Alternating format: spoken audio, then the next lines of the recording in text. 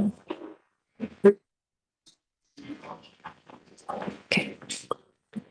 Welcome everyone to this launch event and panel discussion on women in science. The compendium we're launching is a showcase, but also a celebration of remarkable women. And today I have the privilege of sharing this space with some of the scientists profiled in this document, but also with other scientists who have had remarkable and inspiring careers, including members of TDR Global Working Group, our scientific and technical advisory group in TDR, the scientific working group, and other colleagues in-house. But to start with, I invite you to listen to the words of Professor Jasmine Belkaid, Professor Rosa Leke, and Professor Francine Toomey. Please.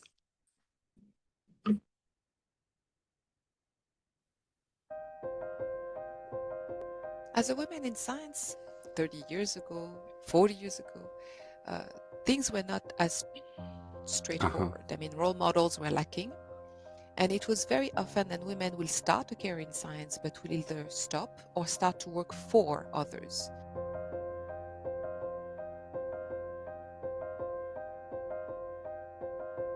At the end of my PhD, I was absolutely not convinced I could become an independent investigator.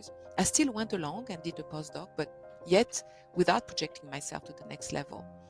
And I think what carried me over was not the environment, but it was my passion. What we need to do to make sure that we allow talented people, people with passion to grow, is to create infrastructures and mentoring support that allow people to overcome certain difficulties that will exist in the context of care, especially if you come from low to middle income countries. I think it's extremely important to identify talents across the planet and put all our energy to make sure that they reach their full potential.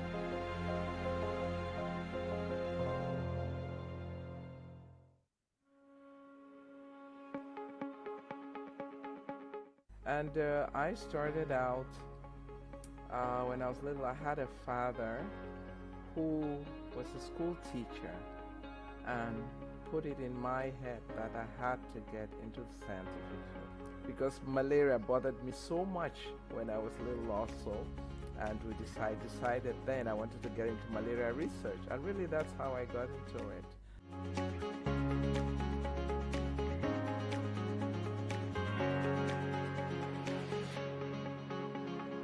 So we came up with this mentoring project. We got these women together and we taught them the hard skills of writing grants. The idea was let them write grants, let them put it out and try and get some money, let there be networking, you teach them the hard skills, you give them the soft skills.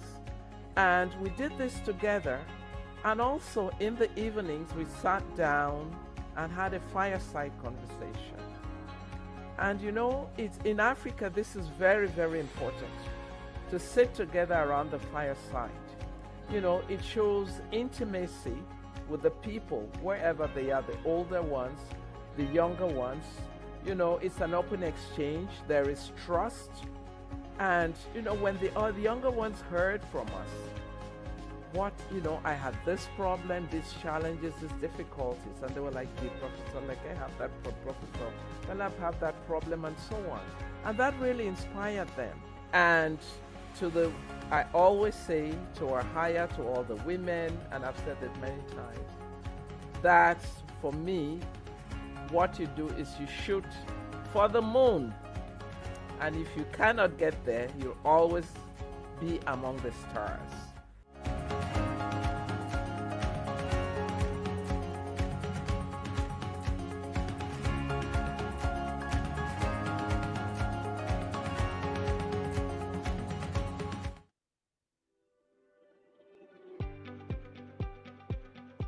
The passion for me started during my postdoc at Pasteur Institute because I've started to work on malaria there, and I've seen a team of passionate scientists and I have learned how malaria was the first killer of the continent. And I've seen these people working hard to find solutions, and I realized, wow, science can help to find solution, and the patient starting there.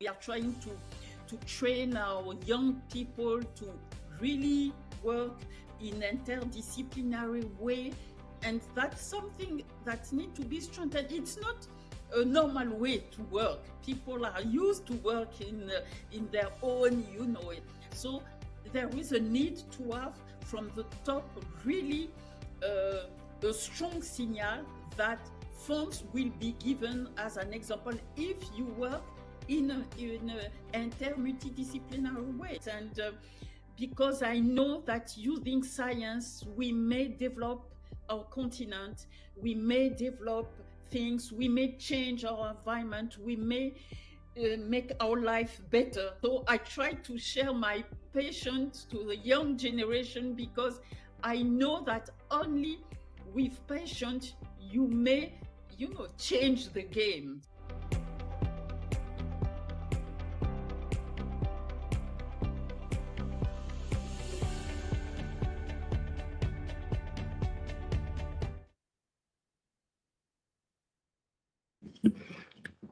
So we thank Jasmine, Rose, and Francine for this inspiring words, in fact. And as you can see together today, we will discuss experiences, but also opportunities and challenges in science with a focus on equity and gender with an intersectional perspective, and particularly in low and middle income settings. And for this, we have 6 wonderful panelists with very diverse backgrounds with us.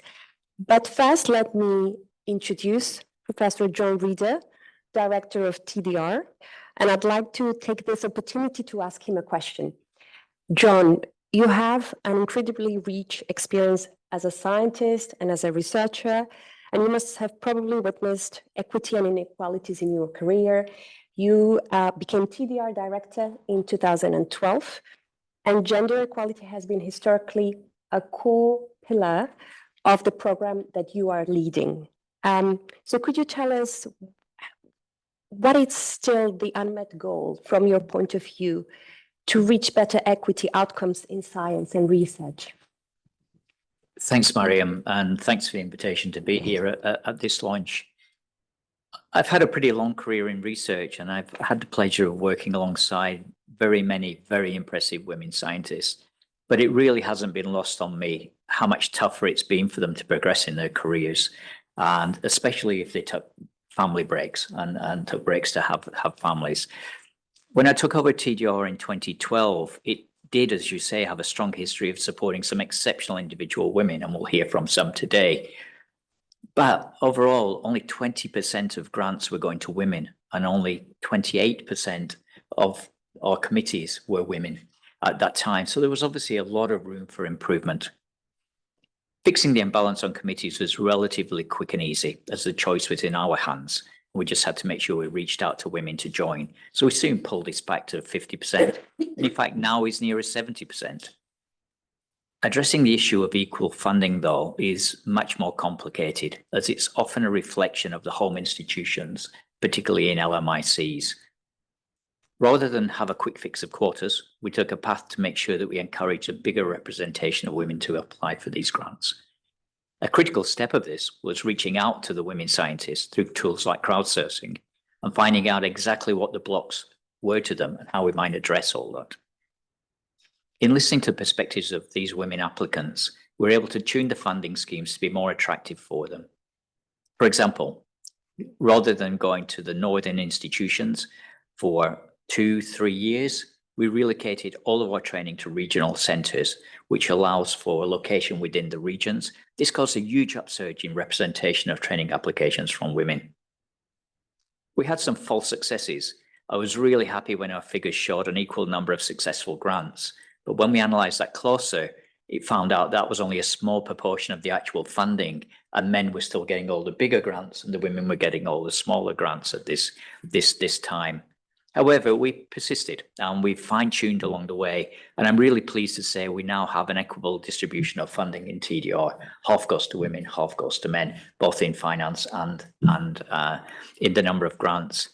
But what's really important now, and really in the context of today, is we need to encourage the next generation of young women and girls to go into scientific research and apply for this funding.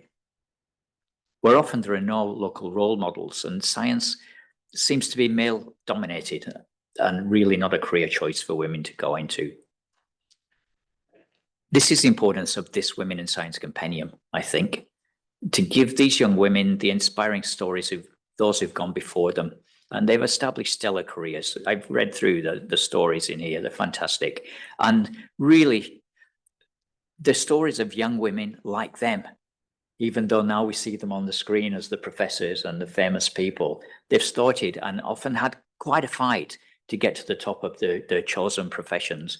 And it's often been really against the odds. So my hope for the next generation of women is that they'll be inspired to go into science as a career. But my hope for TDR is that we can make this less of a fight, more of a right, and make it easier than it was for these pathfinders to really forge a career in research. So congratulations to everybody concerned with this fantastic piece of work, especially hats off to the women who we profiled here and their really extraordinary stories. Thanks, Mariam. Thanks so much, John, for this insightful remarks and also for sharing with us your experience.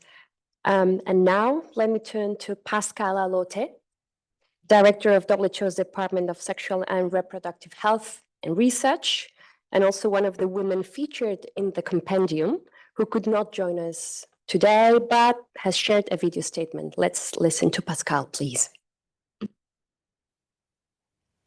I am so sorry I couldn't join you in person, but I'm delighted to share a few words with you in my capacity as the Director of the WHO Department of Sexual and Reproductive Health and Research, and the older sister of TDR, the UN co-sponsored special program HRP, as well as one of the featured researchers in the company of so many amazing women in this collection of Women in Science. TDR has been a beacon in WHO and in global health in its promotion of women scientists, in addressing the impact of gender and social sciences in health and research, and in foregrounding equity, intersectionality, and inclusion. It has not always been easy, and it's still not easy. By any measure, I sit in a position of privilege. I'm in a leadership position at the World Health Organization, as a woman, as an African, and as a nurse midwife. I honestly wake up some mornings and pinch myself. Now, while these are an indication of change, the power distribution in our institutions is far from balanced. I still walk into and out of some spaces totally disempowered and unwelcome. We still need champions like John and the team at TDR, like the team in the Science Division, like the Gender Rights, Equity and Inclusion Department, like the leadership of our institutions, and of course, like HRP. So thank you, TDR. You see, you spoke my name, a nomination, words on a page, and everything shifted. In science halls and spaces wide, where knowledge thrives and dreams collide, it wasn't just a mark on me, but seeds of hope for all to see. Now others rise, their names are told, their stories written bright and bold. The ceiling cracks, the walls grow thin, as women step through and step within. We lift each other, torch in hand, together strong we take a stand. For each new name, each voice and face, expands the ripple, leaves its trace. And though we stand on progress made, the hardest battles aren't yet laid to rest. The path to equity remains long, and voices still must rise where they belong. We break through ceilings, yes, but know the walls of doubt still stand, and the struggle continues below. Thank you, TDR, for this vital cause, for giving strength and space to dream. We raise each other hand in hand for future generations to stand. I wish you all a wonderful celebration, and I am proud to be in such esteemed company.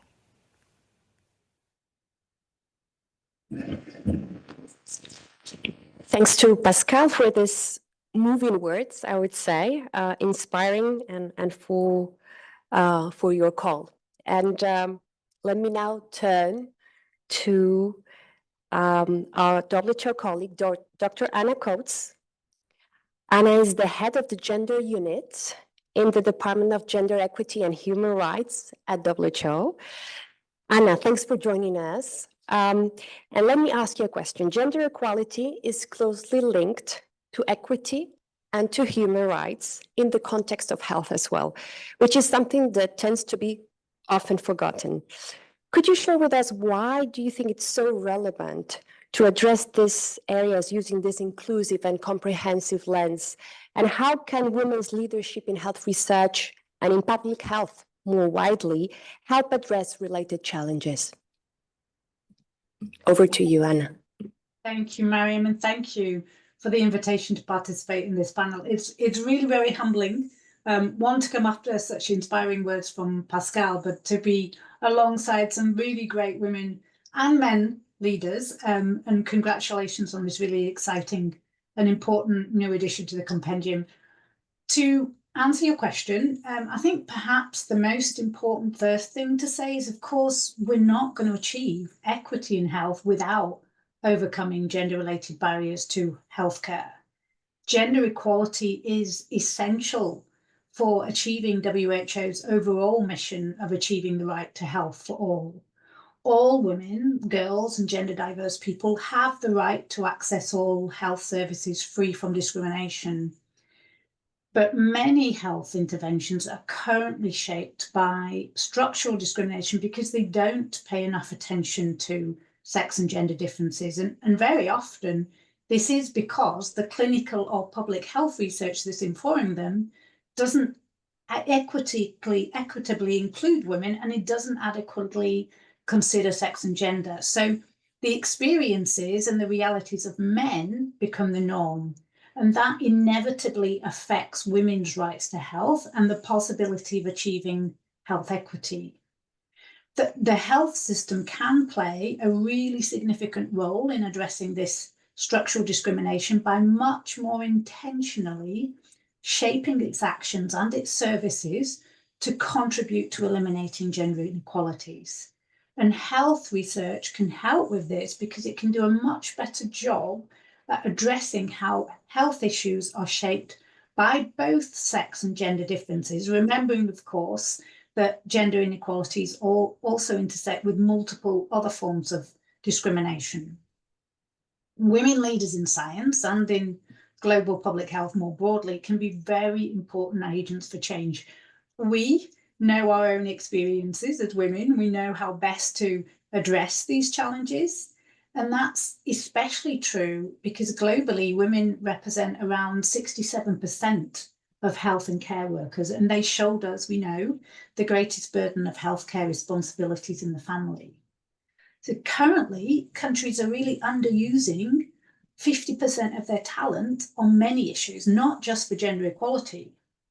And better inclusion of women's thought leadership can lead to research and then to health interventions that contribute to combating inequalities that exist in the health system, but it can also leverage the health system's role to advance gender inequalities more broadly.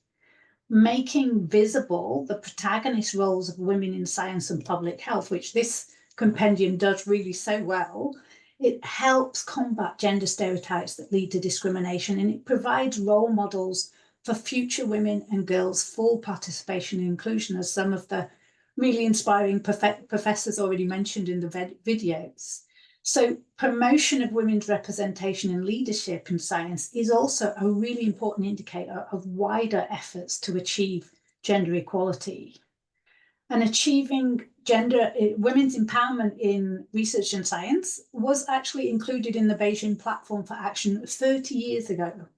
And as we're now approaching the 30-year review of that platform for action, it's a very important opportunity to reinvigorate this commitment.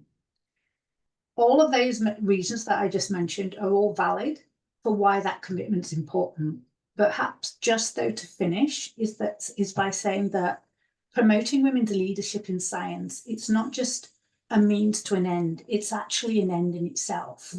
Women in all of their diversity, whether that be women of colour, Indigenous women, women with disabilities, all women have the right to full and equal participation in all aspects of society, and that includes in science and public health. So again, congratulations on this compendium, because it's a really important contribution to help women and girls fully exercise that right. Thank you. Thanks so much, Anna, for this very relevant remarks and reminders as well, and wake-up calls. Next, I will come to you, Professor Suma Krishna Shastri. Suma, you are a medical doctor, an emeritus professor of medicine and the director of the Filariasis Research Unit at the WHO Collaborating Center for Lymphatic Filariasis, Morbidity Management and Disability Prevention in India. And you started research in NTDs about, or maybe more than 3 decades ago, and you continue to do so. So I would like to invite you to reflect a little bit on your career. What was the biggest obstacle you faced in your journey and the best opportunity you seized? And perhaps if you could give a piece of advice to young women who wish to become scientists, what would that be? You know, future generation of women and girls as John and Anna have mentioned previously. Thank you.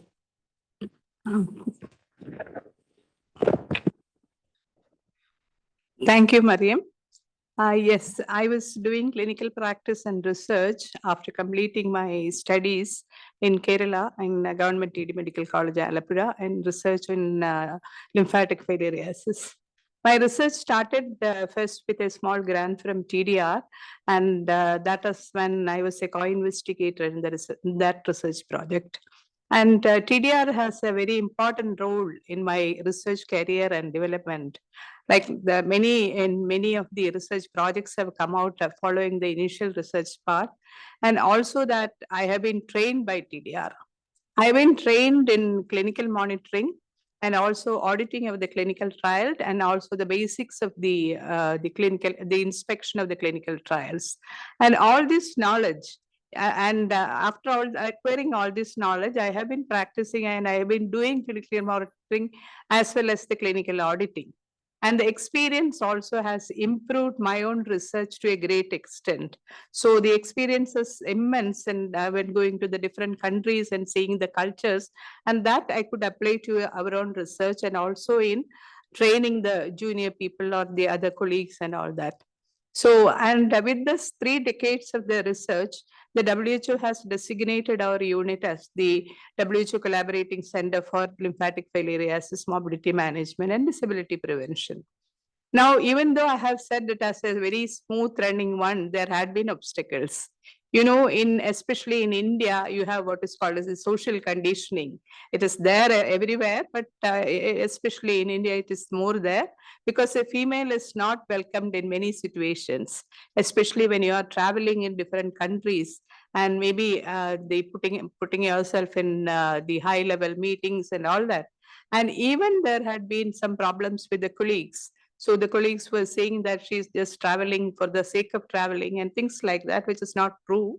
And always, sometimes you feel that why should you go with all this problems and why don't we stop it? But the disease and the research and the result of the research and the changes which we could make in the patients were very good. And that was a passion for me. So I continued with the research. Now, coming to the younger generation of female who would like to get into research or to take a science career, as Professor John Reader has said, things are changing now. So I think they can go ahead the advice I have to give is that always, whenever you do something, do it with passion. and also that you should focus on something. So because we maybe initially maybe there should be wavering, but once you started, try to focus on this, and from that you can go to the different aspects of the same disease or the same condition or the problem, and then the success will be yours. So I would like to thank TDR for all the things, all the positive things and negative things have done for me. And actually, I am at WHO TDR here today and yesterday. When I reached here, I felt that it is a homecoming, because I could meet a lot of friends whom I have met. Somebody I have met 20 years ago, some I have met 12 years ago. So it was, I was very happy that I have come back to TDR. So I thank again for the TDR, and I wish all the young females to have a good career and to go ahead with the confidence. Thank you. Thank you so much, Suma, for this is inspiring words for the next generations, and welcome back home. We're delighted to have you with us. Now let me invite Professor Claudia Chamas, who is connecting with us online. Claudia, you are a researcher at the Center for Technological Development in Health at the Oswaldo Cruz Foundation, Fiocruz in Rio de Janeiro. And you work at the Ministry of Health in Brazil for many years. And you were also a member of the TDR Scientific and Technical Advisory Committee. Claudia, we've been talking about gender inequalities, discrimination, and associated challenges that women face in science. From your perspective, what strategies would be needed for a more diverse, inclusive, and equitable workforce in science? And perhaps you can share with us perhaps some strategies to advance more women and girls, including especially in research leadership positions in public health. Over to you, Claudia. Thanks. Good morning or good afternoon in Geneva. Good morning, Mariam, John Reader, distinguished panelists and colleagues, inspiring women. But well, first of all, I would like to congratulate the team responsible for this awesome Women in Science Compendium. Very important initiative. Well, women, particularly from low and middle income countries, remain persistently underrepresented in science and in research leadership positions. These situations represents a profound loss of talent and innovative potential. We must address both explicit and implicit biases. Creating sustainable change requires a comprehensive approach across multiple dimensions. When it comes to the workplace, we must eliminate barriers in job applications and in scientific positions and in career progression. To achieve this, I would highlight key elements. First, we should incentivize research institutions to demonstrate genuine commitment to gender diversity, establishing transparent, equitable, and unbiased criteria for hiring, for promotion, across all levels, from graduate admissions to lab management and postdoctoral positions. Besides that, to support work-life integration, we need more flexible work arrangements, and we must ensure robust protection against pregnancy and motherhood discrimination. This could be complemented by providing affordable and accessible childcare options. Additionally, I would say that accountability is crucial. Organizations should commit to public reporting of diversity metrics, equal pay for equal work, transparent career progression pathways, implementing robust anti-harassment policies. Well, regarding leadership in scientific institutions, I believe scientific organizations should develop target leadership programs, and to inspire the next generation, we must provide young women with successful role models, as this directly influences their determination and career performance. Finally, I would say that we must create powerful mentorship networks that support women and girls at every stage of their scientific journey, and also expand financial access for women in science, including scholarships and special grants for girls and women, especially from underserved regions, to ensure inclusive access. Thank you so much. Thank you so much, Claudia, for this recommendations, great ideas that hopefully will be a reality in LMIC context as well. But great ideas, and we take note of those. Thanks for sharing your views. Now, also to my left, let me approach Professor Eleni Aklilou, who is a professor of tropical pharmacology and a research group leader at the Department of Global Public Health at Karolinska in Stockholm. Eleni, you are currently coordinating a research group with 2 multinational EDCTP projects with 12 partner institutions across the globe, with countries involved such as Ethiopia, Kenya, Tanzania, Rwanda, the Netherlands, Uganda, Italy, and Sweden, with teams collaborating. And your work spans several topics that are very closely related to mentorship in academia, and you've successfully supervised over 25 PhD students. So can you please tell us more about how adequate mentorship can be a good enabler that fosters equity in academia and research and collaborations across countries and across regions, and what specific challenges you think are women facing either as mentors or mentees in academia? Over to you. Thank you very much. This is a very good question. Mentorship is a key promoter for equality in academia by providing support, empowering those who have different background, underrepresented voices will be represented, get supported to be equally represented and contribute for a global health challenge from different perspectives. One of the key mentorship in creating equality in academia is by capacity building, by sharing resources, research platform, training for those who came from diverse background and resources. This will create a leadership role for young researchers to contribute meaningfully for science in creating supportive environment. Mentorship is very key in creating the next generation scientists from all over the world.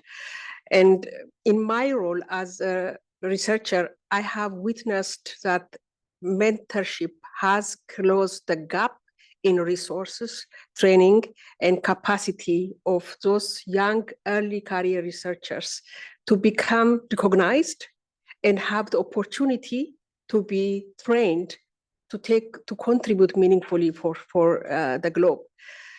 In our North to South collaboration from East Africa and Europe, we always benefit each other.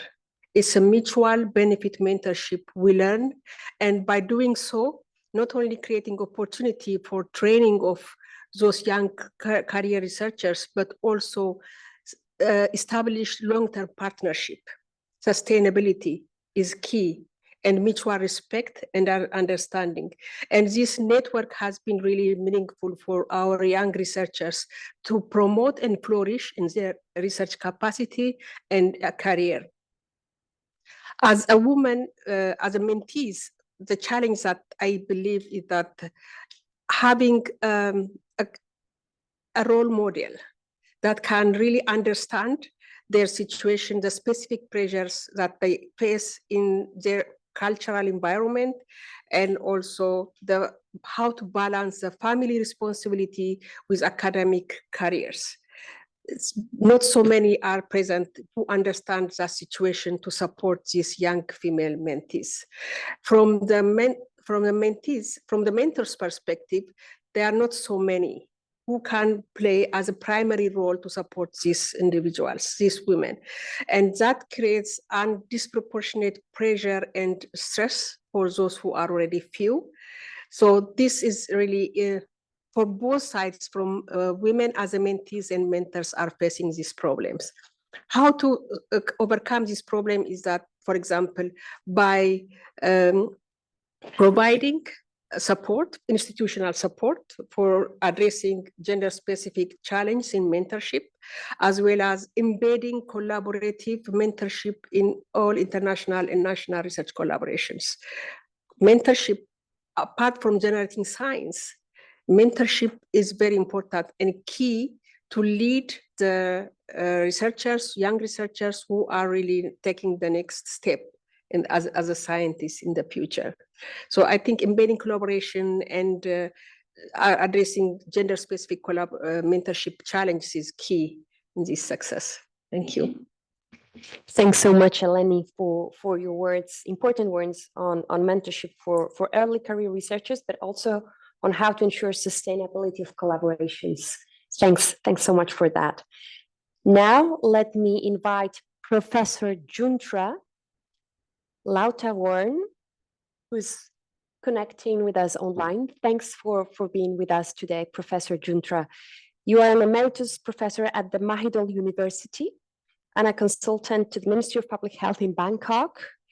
And your journey led you to become one of the youngest professors at Mahidol University at a time when it was extremely rare for a woman to compete for a position in academia.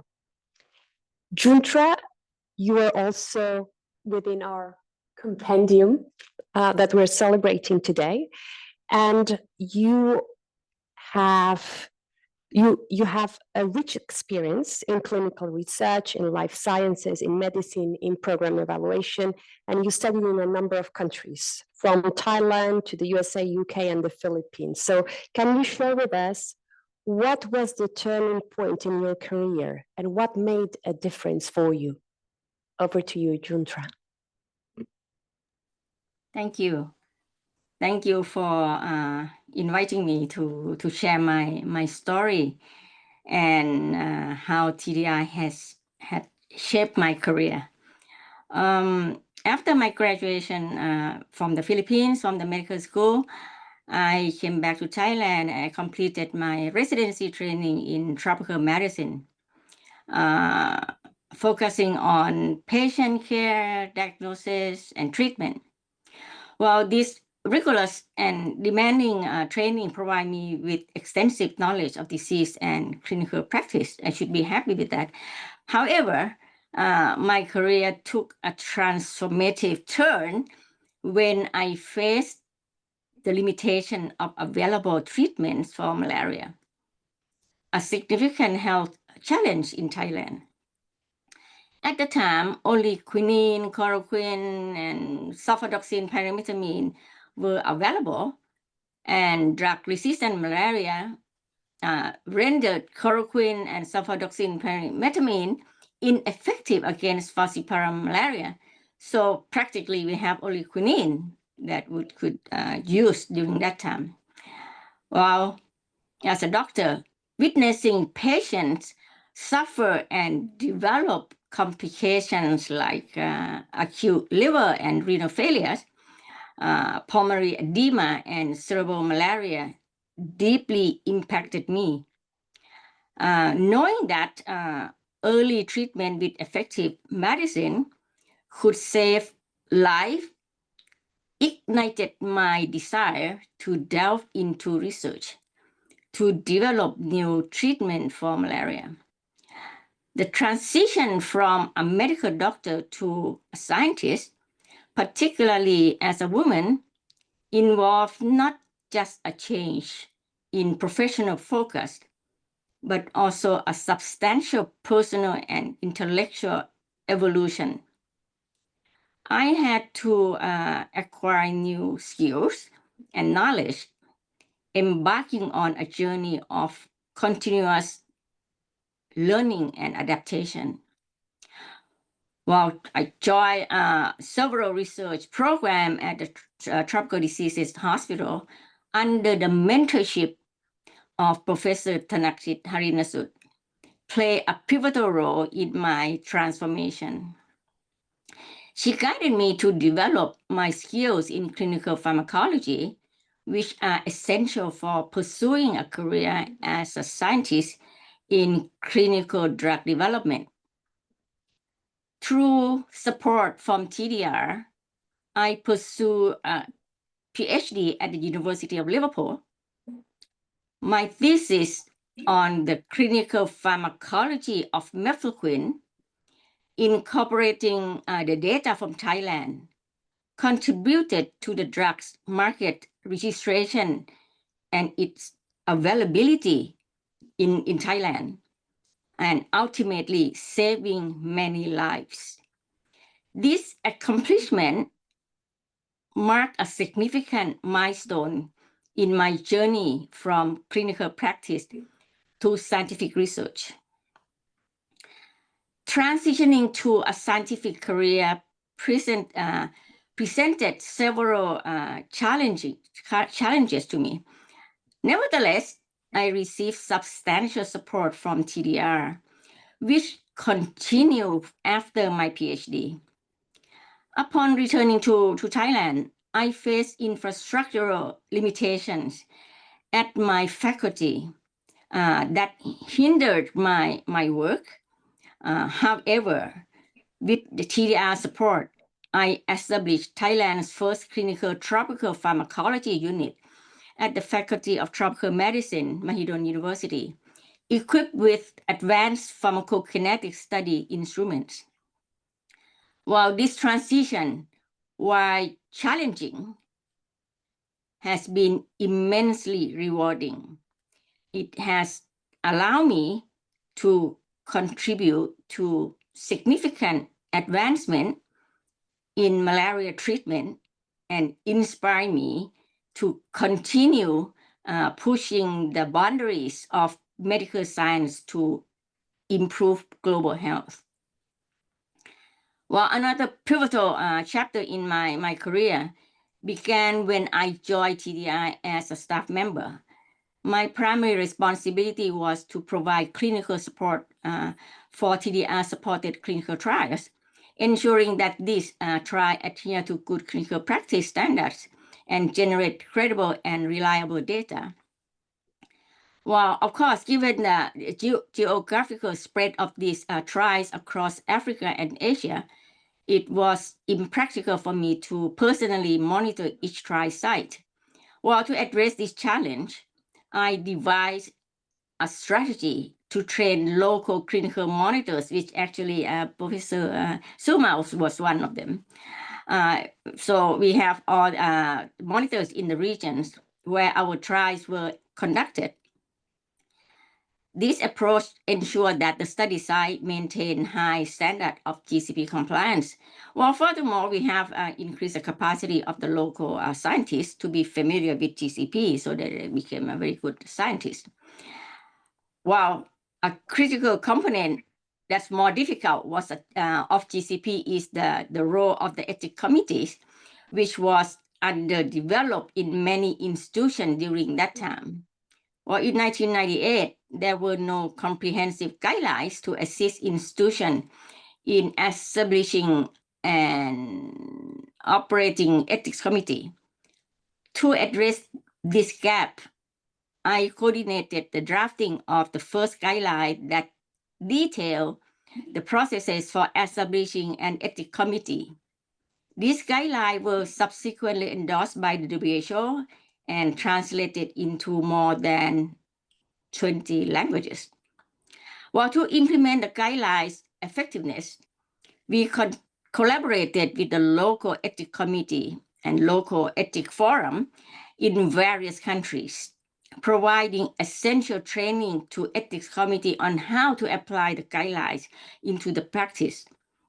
The strategic initiative for developing capacity in ethical review that we know by the name SITCR was established then to support this local forum.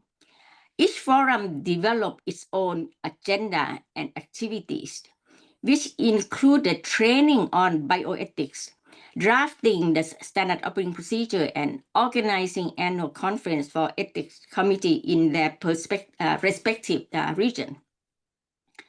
Well, 2 years after that, we again developed and I coordinate the drafting of the complementary guideline for the surveying and evaluating ethical review practice. And this initiative led to the creation of the what we call SITCR recognition program, which evaluates ethics committee based on 5 criteria. First one is the composition of the ethics committee, the standard operating procedure, the thoroughness of the review process, approval review process, and documentation practices. Wow, all the ethics committee in this developing and developing countries that demonstrate exceptionally quality across these 5 areas were recognized for their excellence. At the moment, there's more than 280 ethics committee in Asia and Africa have received this recognition. Well, this underscoring the significant impact of our efforts in enhancing ethical review practice internationally. Thank you very much for allowing to share my experience on this. Thank you. Thank you so much, Professor Juntra, for sharing with us your amazing journey and contributions. Thank you. And now I would like to invite my TDR colleague, Dr. Anna Thorson, who's a little bit further to my left. Anna is the head of TDR's Research Capacity Strengthening Unit in TDR. I'd like to invite you, Anna, to share with us a few thoughts and initiatives that the unit is leading in terms of training, in terms of research capacity strengthening, gender equity, and leadership. Because especially in a world where women hold only 25% of senior leadership roles in the health sector, according to the recent report on the state of women and leadership in global health. Anna, how can we ensure that women researchers and scientists interested in these programs and interested in our training are able to navigate successfully the challenges oftentimes associated with having to balance professional career and personal life, which is often so negatively influenced by traditional gender roles? Over to you, Anna. Thank you so much, Mariam. I am very happy to be in this context and humbled by these stories and accounts related to women in science. I think the gendered leadership gap that you mentioned, the gendered leadership gap in research, in global health research, in STEM research, and in several other disciplines as well, is really a sign of a disproportionate career tap that happens at every step up the career ladder for women. So it means actually that at every and each of these steps, we are increasing gender inequity when it comes towards leadership in research. And in other words, this actually means also that looking at gender parity at entry level, at undergraduate level, for example, is fantastic. And we of course want that, but it's really not enough if we would like to see also leadership and gender equality amongst women on an equal basis at the higher positions of management and scientific leadership. So from the side of TDR, research capacity strengthening, what can we do? What do we do? We, of course, aim to support gender equity and women's research careers. And we have seen a steady progression of women beneficiaries and women participants. And I think John alluded to this also. There are at least 50% participants in the research capacity strengthening activities, and these range from short courses and small grants to longer programs for postgraduate education and also dedicated research leadership activities.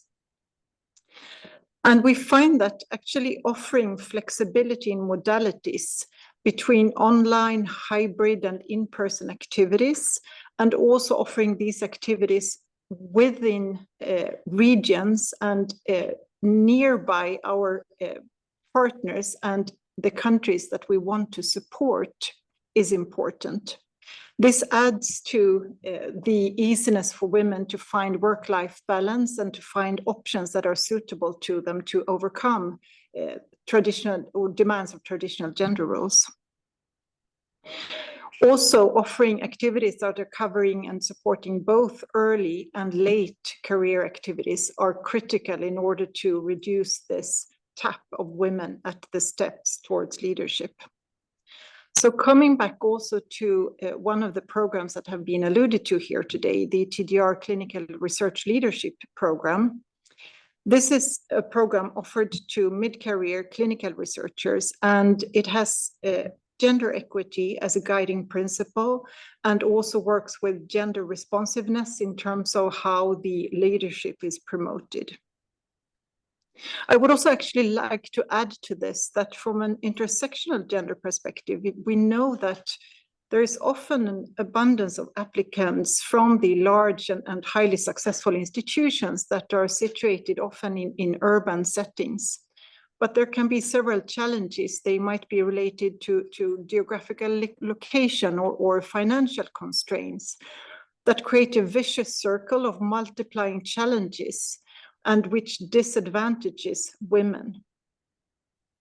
So small steps towards mitigating these activities within the clinical research leadership program, what we do in the selection process is to make note not just of country of applicants, but also making sure that diversity of institutions are represented. Of course, in addition to looking at gender and also looking at merits, of course. So we are very happy to see that we have very many competent applicants, both women and men. We count a majority of women fellows being selected on the basis of their merits and as the best candidates of the institutions that they represent. And this is due to these dedicated actions that have been done to increase the number of women applicants. For example, moving dissemination outside the traditional networks that can be gender biased has been important.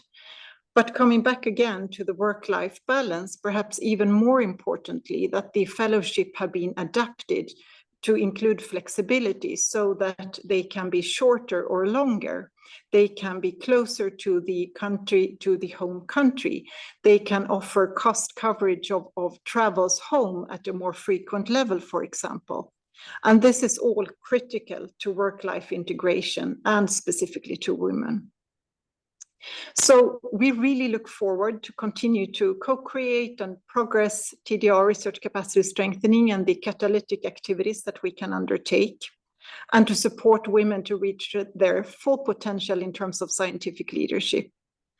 And I'm really grateful for this chance to make a remark here, and I do hope to continue to discuss with all of these important partners and individuals that have contributed here today. Thank you so much. Thank you so much, Anna, for sharing this with us and sharing the important work that you're doing in TDR as well. Thanks. And now I know we don't have much time, but I would like to invite questions or brief comments from the audience. Maybe we can take one or two to our panelists. So can I invite Maki to please share with us any of the questions?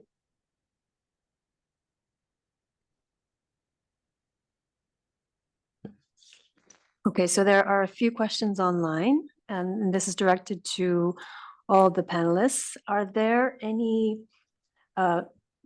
books that you've read that have been inspirational in shaping your career? Maybe we can start with that you could share to the panelists here and also online.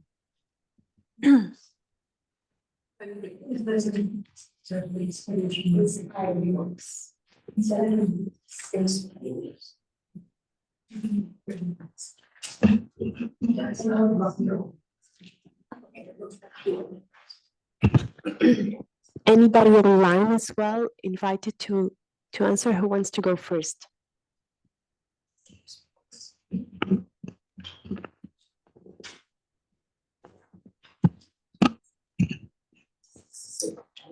And the second question, Maggie.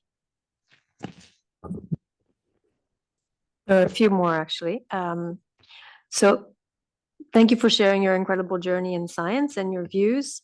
Today, how to address further the women in science problem? Do you think that some of you should go into politics at a higher level to be able to change legal context, legal texts in your country?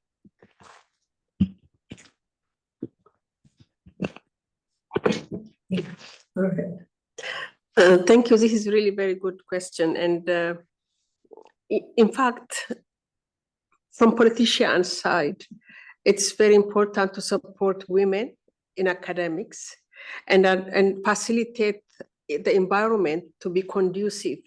For example, there are women early career researchers who are married and have children. How to balance this work environment with the demand from the academics, and so that they can be continuing to get supported. So in fact, the politicians can play a role in facilitating and creating conducive environment for women in academia to excel, obviously. Thank you. Did someone have it? Okay, and the last question was, Juntra, please go ahead. Yeah. No. Yes, politics can help, but not me to go into politics, because particularly in I'm also against those politics things in Ministry of Public Health, because public health should be based on evidence, should be based on science, should be led by good evidence from science, not politics. Of course, we are fighting with that, but many of that we did not win. But I hope that in the future, we will win that. We have to tell them every day that, you know, you have to lead, because particular for me, it's a public health is important, and it should not be led by politics.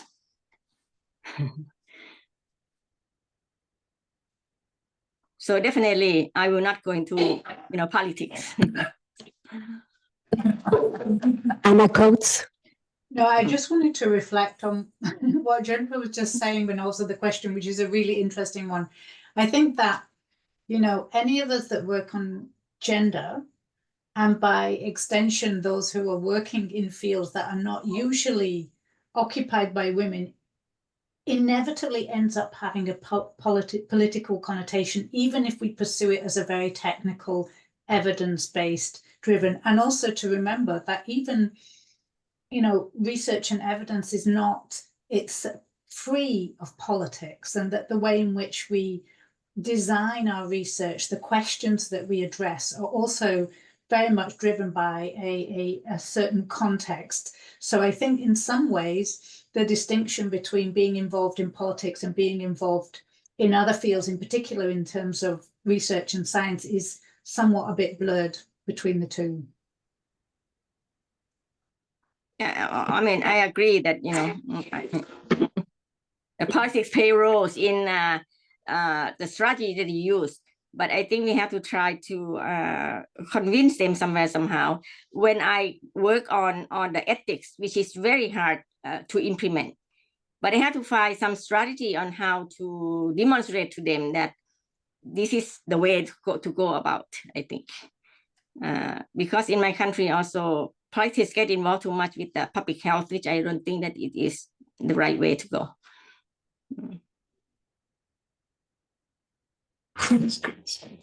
Thank you to both of you, Juntra and Anna, for your thoughts. we are really running out of time, but I see Claudia on screen, so you may wish to say a few words, a 1 minute thought before we wrap up. Claudia, over to you. Thank you. Yes, thank you, Mariam.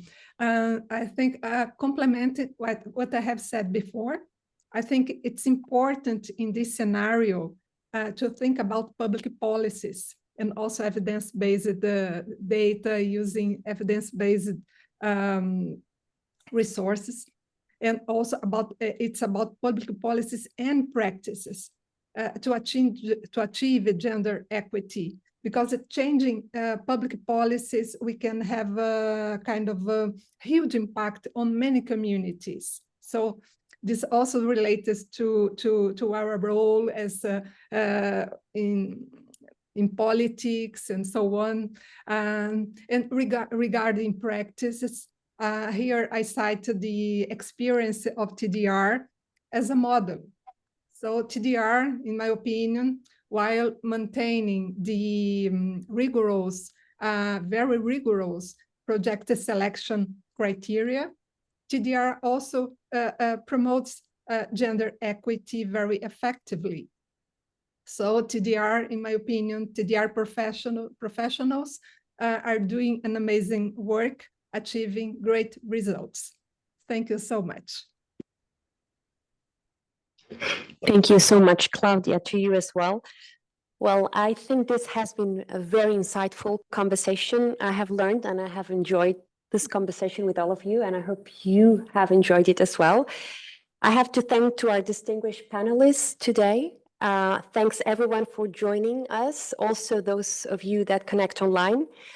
And now I have to say that please don't forget to visit the TDR website for more information, because the compendium link can be found there with exciting stories from the Women in Science feature there.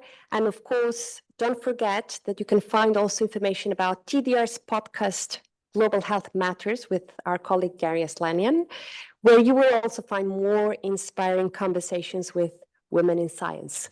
So thanks everyone for joining us today, and goodbye. Thank you. Thank you.